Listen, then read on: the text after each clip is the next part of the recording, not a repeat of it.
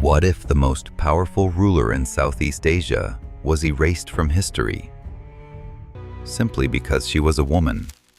Not conquered, not overthrown, just forgotten. In the 15th century, while Europe burned witches, a woman in Java commanded an empire of 1,000 islands. Her navy ruled the seas. Kings bowed before her throne. For 18 years, she held civilization on the edge of collapse. Then the historians came, and she vanished. Her name was Suhita, and someone decided you shouldn't know her story. Until now. Close your eyes. Imagine Java in the year 1400. The air is thick with incense.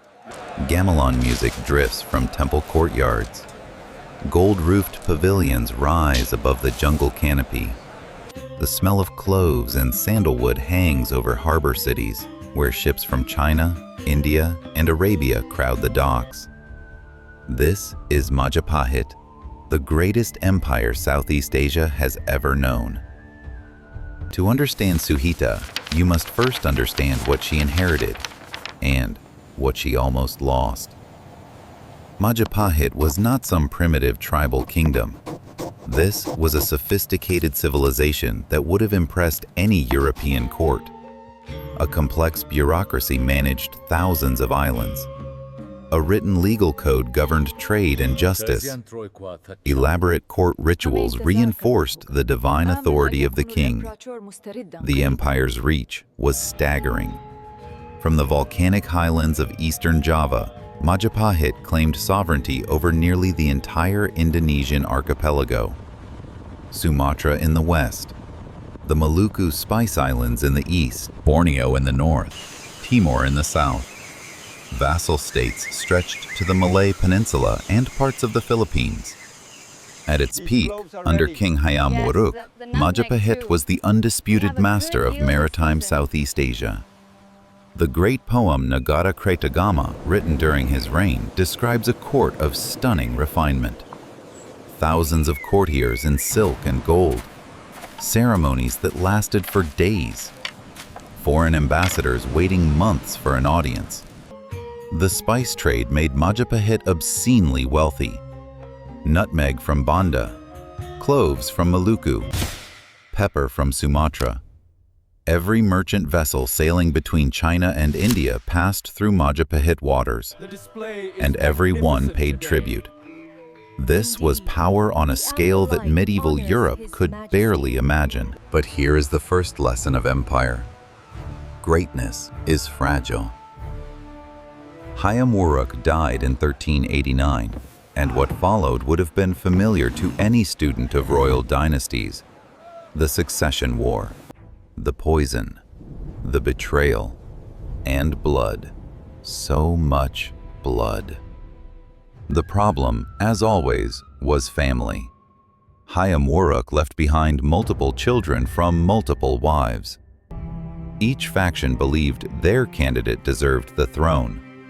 Each faction had armies. Each faction had allies among the great noble families who controlled the outer islands. In 1405, civil war erupted. The Paragreg War, as later historians would call it. East against west, brother against nephew, cousin against cousin. The fighting lasted for more than a year. Thousands died. Temples burned. The great capital at Trowland was damaged. When it ended, the western faction was defeated. But the wounds went far deeper than any battlefield. The vassals had watched the center tear itself apart. They had seen the blood. They had smelled the weakness. Slowly, carefully, the outer islands began to drift away. Tribute payments arrived late, then partially, then not at all. Local rulers started calling themselves kings instead of vassals. The empire that had dominated Southeast Asia for a century was cracking from within. And the civil wars didn't end. They couldn't end. Every succession became a battle. Every reign was haunted by rivals and pretenders. The royal family had learned to solve problems with violence. They couldn't stop. By the 1420s, Majapahit was a shadow of what it had been under Hayam Wuruk. The treasury was strained. The military was exhausted. The great vassals were practically independent. The court was consumed by factional intrigue between Buddhist and Hindu nobles, between eunuchs and priests, between old families and new. The empire needed a miracle. It needed someone who could stop the bleeding, who could hold the center together while everything fell apart. What it got was something no one expected. In 1429, the throne of Majapahit passed to a woman. Not a regent, not a queen consort, the sovereign.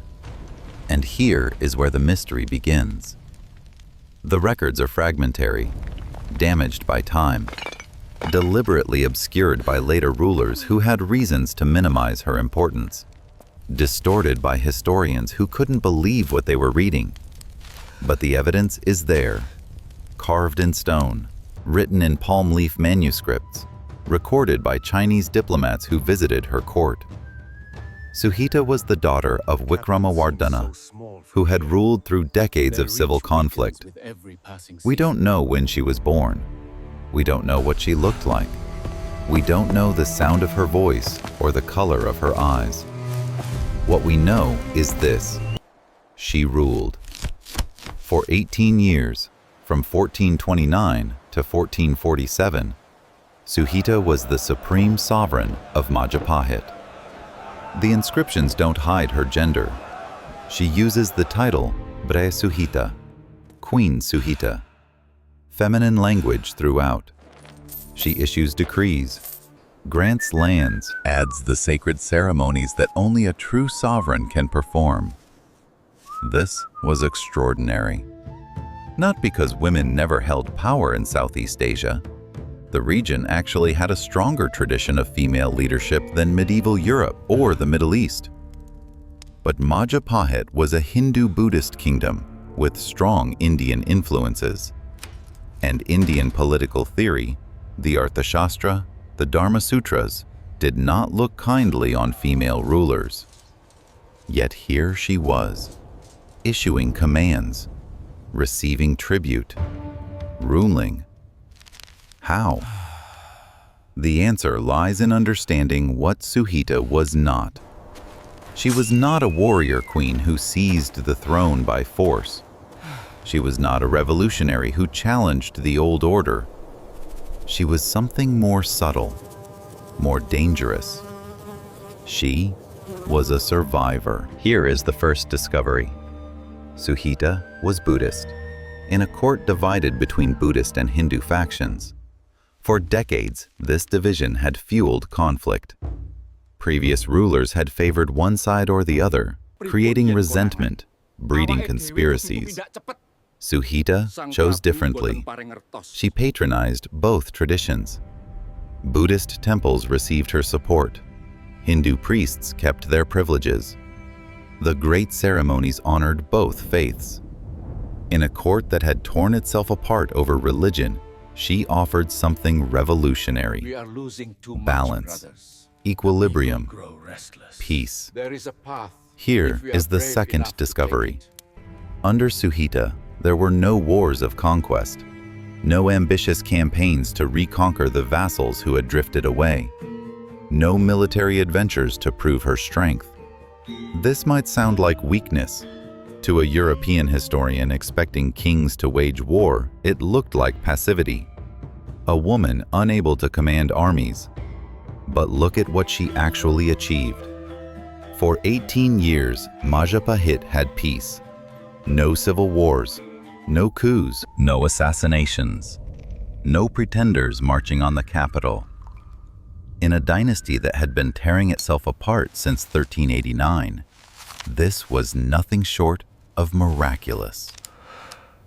Here is the third discovery. The great noble families who had fueled 40 years of civil war, They stayed quiet during her reign. Believe what they were reading. The factions that had Thus killed for the throne, marginalized the evidence. they accepted her rule. How? The historical records don't tell us explicitly. We can only see the results. Marriage alliances that tied potential rivals to her court. Land grants that rewarded loyalty. Careful distribution of honors that gave every faction something to protect. A web of obligations and dependencies that made rebellion costly. This was not the absence of power. This was power exercised so skillfully that it became invisible. For 18 years, Suhita held the center together.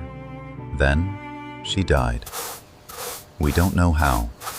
The records are silent. Disease, perhaps, or the simple exhaustion of holding an empire together by will alone. What happened next tells us everything about what she had accomplished. The succession crisis returned immediately. Different factions backed different candidates. The temporary peace she had maintained shattered. The violence that had defined Majapahit since Hayam Wuruk's death returned with a vengeance. Her successors tried to hold on. They failed. One reign after another ended in blood or disgrace.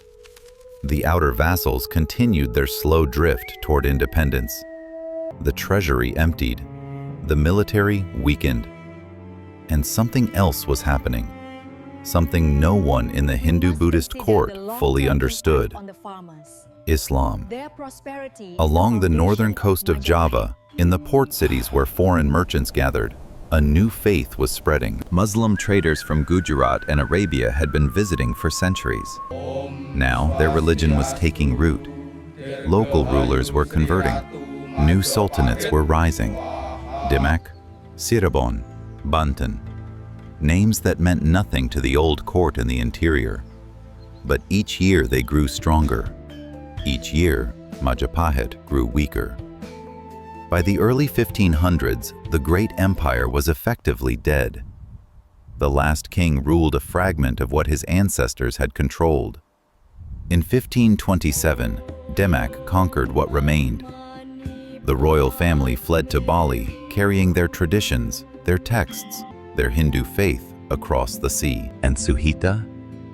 She became a footnote, a name in a king list, a single line in genealogies that stretched for pages describing male rulers. When Dutch colonial scholars began studying Javanese history in the 19th century, they looked for kings.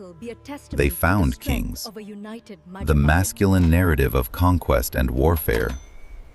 When they found queens, they assumed these must be regents or consorts. The word for female ruler didn't exist in their framework. They translated Suhita's titles incorrectly. They minimized her reign. They made her invisible. When Indonesian nationalists reclaimed their history in the 20th century, they also looked for kings, founding fathers, warriors. The masculine narrative of nation building that every new country seems to need. Suhita didn't fit, so she vanished again, erased twice. Once when the empire fell, once when the historians decided what mattered. But what if erasing Suhita wasn't an accident? What if it's part of a pattern? Here is what they missed. What the colonial scholars missed. What the nationalist historians missed. What everyone who looked for kings and found only kings missed. Suhita held Majapahit together for 18 years. When she died, the empire died with her. Coincidence? Perhaps. But consider, her predecessors had reigned through civil war. Her successors collapsed into civil war. Only during her 18 years did the violence stop. Only during her reign did the center hold. She was the pause between disasters, the breath before the drowning. And she was not alone. The erasure of powerful women from Southeast Asian history is not an exception. It is a pattern that repeats across the entire region, across centuries. The Champa Kingdom of Vietnam had queens regnant, women who ruled in their own right, commanded armies, directed foreign policy. Their stories have been compressed into footnotes when they're remembered at all. The kingdoms of the Philippines had female leaders whom the Spanish called princess because they couldn't conceive of women as rulers. The Filipino word was different. The reality was different. The Spanish couldn't see it. Thailand, Burma, Cambodia, all had powerful women whose stories have been minimized or forgotten. Queens who held regencies that lasted decades. Princesses who commanded more power than the kings they supposedly served. Why does this keep happening? Part of it is the colonial gaze. European historians brought their own assumptions about gender.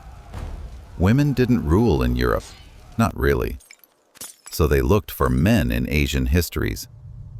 When they found women, they explained them away, translated their titles incorrectly, assumed they must have been exceptions, anomalies, mistakes.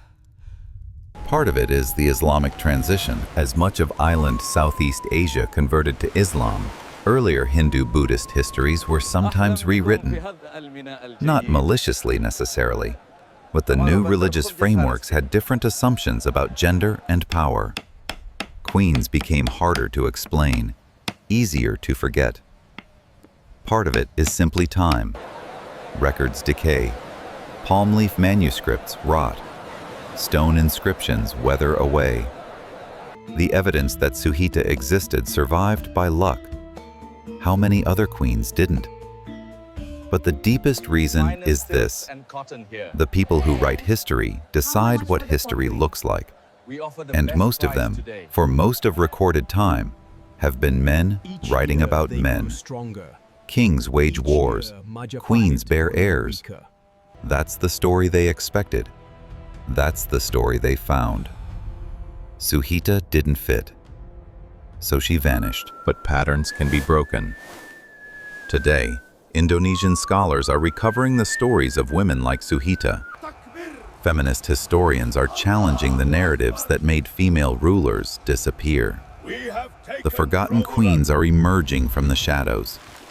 Slowly, one name at a time, one inscription at a time, one corrected translation at a time. What really erases civilizations? Perhaps it isn't conquest. Perhaps it isn't time. Perhaps it's the quiet decision about whose story gets told and whose doesn't. Suhita of Majapahit ruled for 18 years. She maintained peace in an empire racked by civil war. She balanced religious factions that had torn the kingdom apart. She kept trade flowing through waters that could easily have descended into chaos. The historians gave her one sentence, but one sentence is enough. Enough to know she existed, enough to know she ruled, enough to ask why we forgot, and enough to make sure we never forget again. Suhita, the Javanese empress they tried to erase. She held the throne for 18 years, and now you know her name. Subscribe if you want more forgotten history. I find the stories that someone decided you shouldn't know. Check out my video on the Majapahit Empire to understand the civilization Suhita ruled. Or watch my video on the Portuguese conquest of Malacca to see what happened when Europeans finally arrived in these waters. Comment below, did you know about Queen Suhita? What other forgotten queens should I cover? See you in the next chapter. They believed it held only history, but the truest stories, the ones that shape our world, lie within these pages. The knowledge of forgotten ages, waiting only for those brave enough to look.